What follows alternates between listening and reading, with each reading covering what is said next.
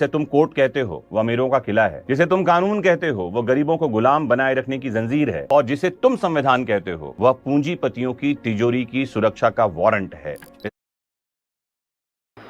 कि बापूजी की पैरोल, जो पैरोल समिति थी, उसने खारिज कर दिया था। अब समिति ने पैरोल खारिज कर दिया था, लेकिन हाईकोर्ट ने उस चीज़ को जारी किया। मेरे मन में एक बड़ा प्रश्न था कि भाई पैरोल समिति ने जो खारिज किया, तो आगे भविष्य में भी कई बार ऐसी कई कंडीशंस आएंगी, तो समिति में है कौन जिसने खारिज किया, जिसे बापूजी के लगभग 90 वर्ष की उम्र नहीं दिखी? पहले था कौन ये? दूसरी चीज़ ये कि ऐसा था कौन कि जिन्हें ये नहीं दिख रहा है कि भाई एम्स की रिपोर्ट पे सुप्रीम कोर्ट भी कह रहा है कि क्रिटिकल कंडीशन है, 24 घंटा के लिए कोई प्रशिक्षित व्यक्ति रखो, वो नहीं दिखा। तीसरी चीज़, ऐसा क्यों नहीं दिखा कि भाई इतने समय में उनको जो नॉर्मल बीच में औषधि के लिए बाहर गए, उपचार के लिए गए, या जेल में रहते हुए भी जो कहते कि भाई अच्छे आचरण के आधार पे, अब अच्छा आचरण की ये भी कई बार जानकारी में आई कि संत आसाराम जी बापू वहाँ रहते हुए भी औषधालय में बैठ के लोगों को अच्छी बातें बताकर, उनका उत्साह बढ़ाकर उनको जल्दी स्वस्थ होने में सहयोगी बन रहे थे। तो अंदर का आचरण भी ऐसा नहीं था जिसमें मना हो। जब इलाज के लिए बाहर निकले, ऐसा कोई भी कानूनी रूप से ऐसा कोई काम नहीं हुआ, या उनके भक्तों द्वारा कानून व्यवस्था को बिगाड़ने का कुछ काम नहीं हुआ। उसके बाद भी एक लगभग 90 वर्षीय, हम अगर और सब न करें, एक व्यवहारिक बात करें तो 90 वर्षीय व्यक्ति की पैरोल खारिज करी किसने, क्यों करी?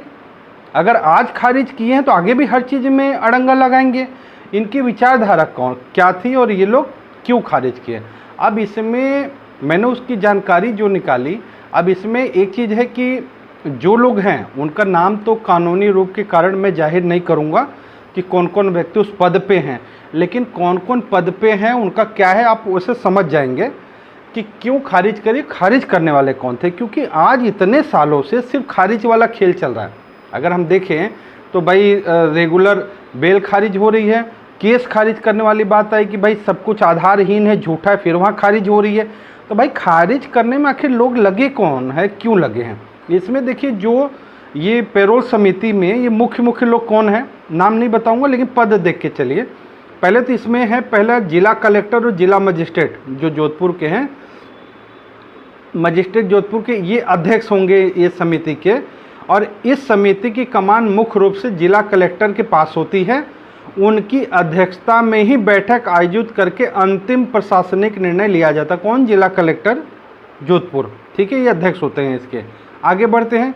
दूसरा, पुलिस कमिश्नर, जिला पुलिस अधीक्षक जोधपुर के जो हैं, ये सदस्य होते हैं इस कमेटी के।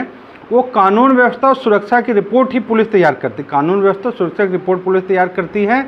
इस मामले में पुलिस ने ही आसाराम बापू के बाहर आने पर समर्थकों की भीड़ जुटने और फरार होने की आशंका जताकर कड़ी आपत्ति दर्ज कराई थी। सुनो आप, मतलब इतना वर्ष हो गया बापू के रहते, फरार नहीं हुए, तो ये जो पुलिस कमिश्नर हैं, इनका जो भी नाम है उस चीज़ को मैं आगे नहीं बोल रहा हूँ। पुलिस कमिश्नर जो पुलिस अधीक्षक जोधपुर हैं, इन्होंने ही ये रिपोर्ट पुलिस की तैयार करी थी कि इस मामले में कि बाहर आने पर समर्थकों की भीड़ जुटने और फरार होने का आशंका दर्ज कराई थी। समर्थकों की भीड़ जुटने का तो बहुत बढ़िया इन्होंने एक ऑप्शन बना रखा है। इतने बड़े बड़े राजनेता और अपराधी और ये बड़े बड़े लोग जिस दिन जेल से निकलते हैं ना, तो दिखाते हैं मीडिया पे कि पूरे गाड़ियों की लाइन लगी, समर्थकों की भीड़ लगी है। तब कानून व्यवस्था को आंख से नहीं दिखता है।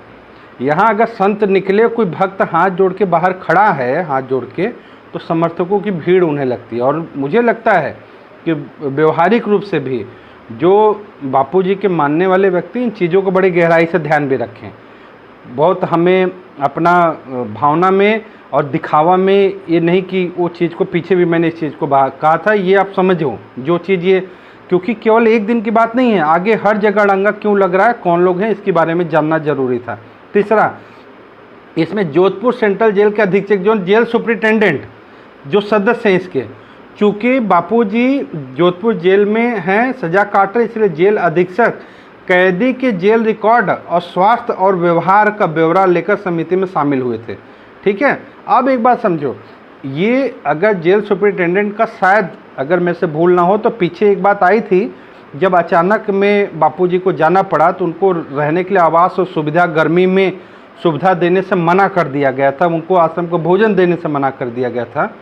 ये जो चीज़ें थे, क्या यही सुप्रिटेंडेंट साहब के अधिकार क्षेत्र में था?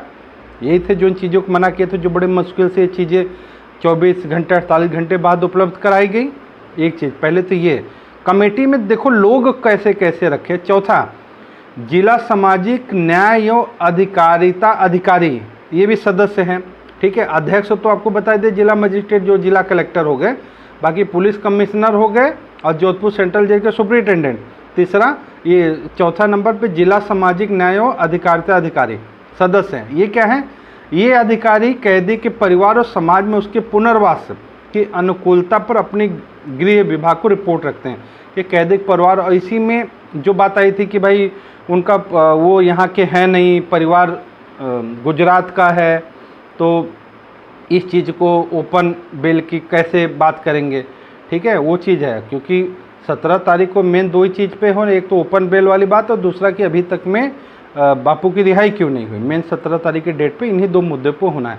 तो ये अब मुझे लगता है ये जो 4 पद वाले व्यक्ति हैं जिनका जो भी नाम है, ये लोग अगर इस तरह की रिपोर्ट बना रहे तो मुझे लगता है जो सरकारी पद पे बैठा है, मेरा एक व्यक्तिगत मत है, कुछ लोगों का, मेरा भी और लोगों का जो मत, मैं उनकी बात कर रहा हूँ कि जो सरकारी पद पे बैठा हो सरकारी दबाव या सरकारी आज्ञा अनुसार चलता होगा।